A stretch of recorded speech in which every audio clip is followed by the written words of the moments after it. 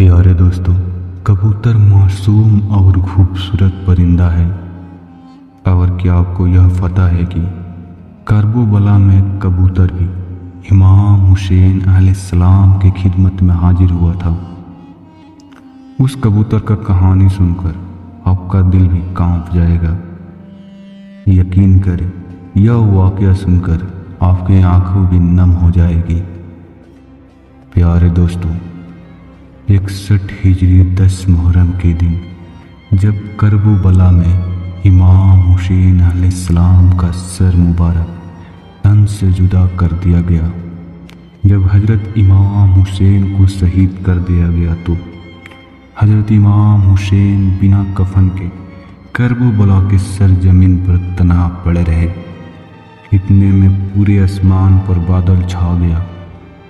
कहा जाता है कि उस वक्त आसमान से खून की बारिश हुई थी। शाम के वक्त करबला के मैदान से एक कबूतर उड़ता हुआ जा रहा था।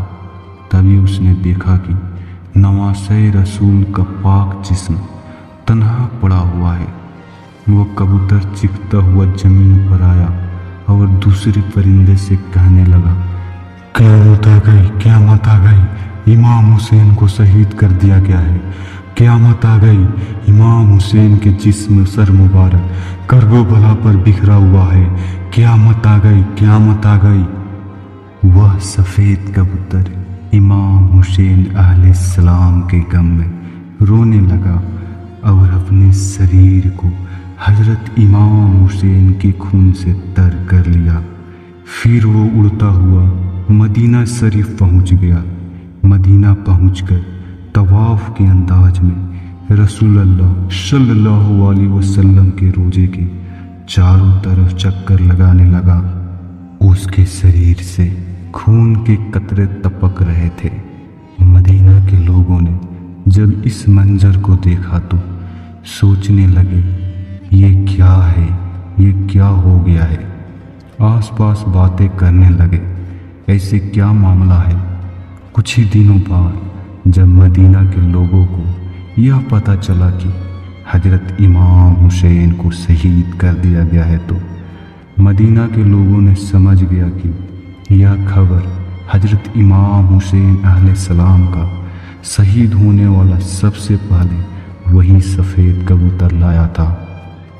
प्यारे दोस्तों, तारीख में लिखा है कि मदीना के बाहर एक गांव में श्याम नाम का एक यहूदी रहता था।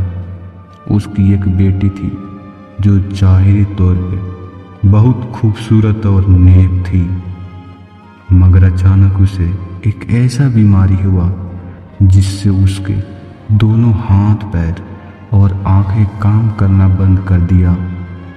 वो अंधी अपाहिज और मजबूर हो गई। उसकी यह हालत देखकर आसपास के लोग नफरत भरी निगाहों से देखने लगे।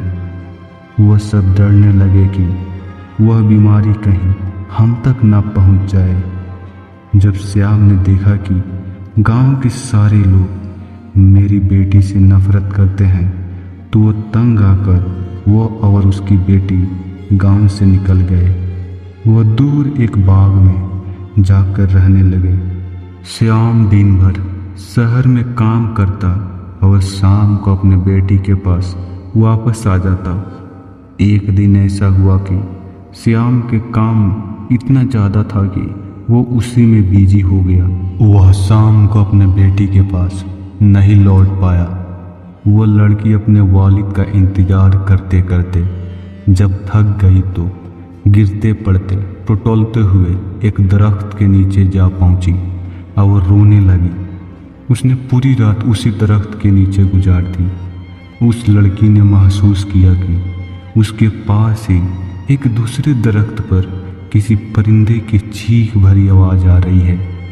उस आवाज़ में इतनी दर्द थी कि वो लड़की खुद को रोक नहीं पाई और टटोलते हुए उसी दरख्त के नीचे जा पहुंची।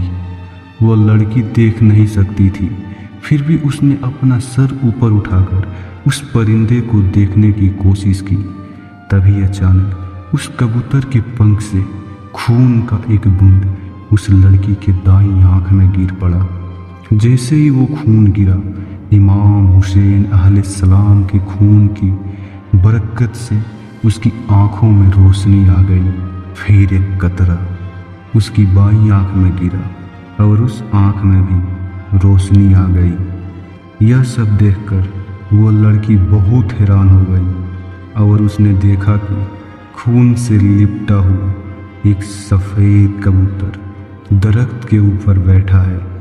वह उस कबूतर को देख ही रही थी कि खून के कुछ और कतरे उसके जिस्म पर गिर पड़ा और इस वजह से उस लड़की का तमाम बीमारियां खत्म हो गई। अब वो लड़की ऐसे हो गई जैसे कभी उसे कोई बीमारी ही नहीं था। फिर वो लड़की खुशी खुशी उठी और अपने वालिद के तलाश में निकल गई।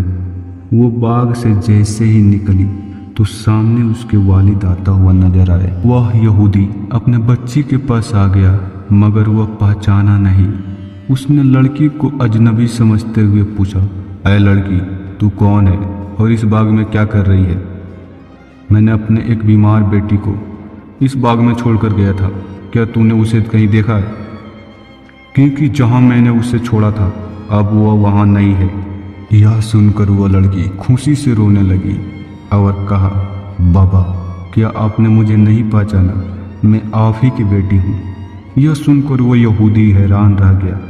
उसे इतनी खुशी हुई कि उसकी आंखों से खुशी के आंसू बहने लगे।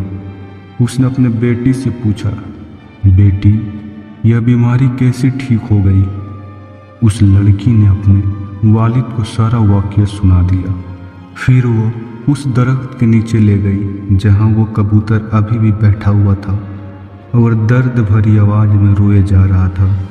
फिर जैसे तैसे करके उस यहूदी ने उस कबूतर के बारे में मालूमात इकट्ठा किया। जब उस यहूदी को यह पता चला कि जो वो खून था वो नवासे रसूल हजरत इमाम हुसैन अलैहिस्सलाम का था और उसी मुबारक खून की वजह से उसकी बेटी की बीमारी खत्म हुई थी।